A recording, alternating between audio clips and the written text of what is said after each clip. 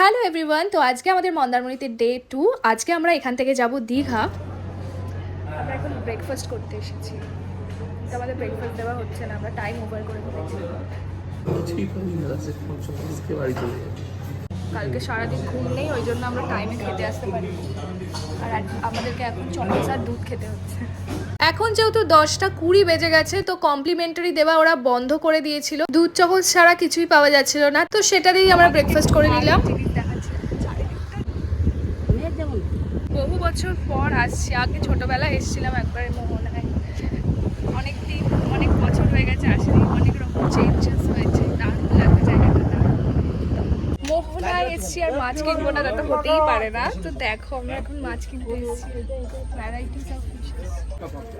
তো যেমনটা হয়ে থাকে মোহনা এলে মাছ কেনাটা ম্যান্ডেটরি, আর দেখতেই পাচ্ছ এখানে এত রকমের মাছ, বিভিন্ন সাইজের ইলিশ মাছ, কাঁকড়া থেকে শুরু করে গলদা, চিংড়ি, অনেক রকমের মাছ ছিল এখানে। আর এই হচ্ছে শুটকি মাছের একটা দোকান, যেখানে অনেক রকমের শুটকি মাছ পাওয়া যাচ্ছিল। আর এই যে ইলিশগুলো দেখছো, এই সাইজের ইলিশগুলো আমরা নিয়েছিলাম। তারপর তো রওনা দিলাম দীঘার উদ্দেশ্যে। এটা হচ্ছে মেরিন ড্রাইভ, যেখানে খুব সুন্দর একটা ভিউ পাবে তোমরা, সমুদ্রকে ভীষণ কাছ থেকে দেখতে পাবে। 12টা মতো বাজে, এরপর চান করতে যাওয়ার ইচ্ছা আছে, বাট খুব গরম এখানে, ভীষণ গরম।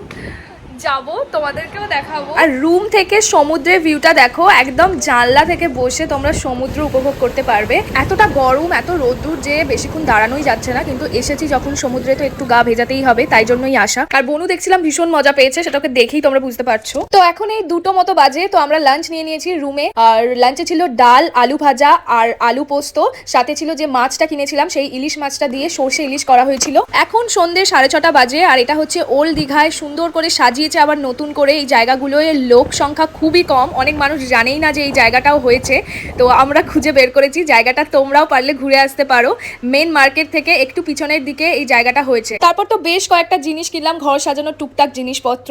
আর এখানে দেখো 2টো নন্দী মহারাজ কিনেছি, আর একটা মা লক্ষ্মীর বাহন কিনেছি, খুব সুন্দর শ্বেত পাথরের। আর রাতে দেখো দীঘার জগন্নাথ মন্দিরটা আলো জ্বলে উঠেছে, কি অপূর্বই না লাগছে। তো আজকের মতো টাটা।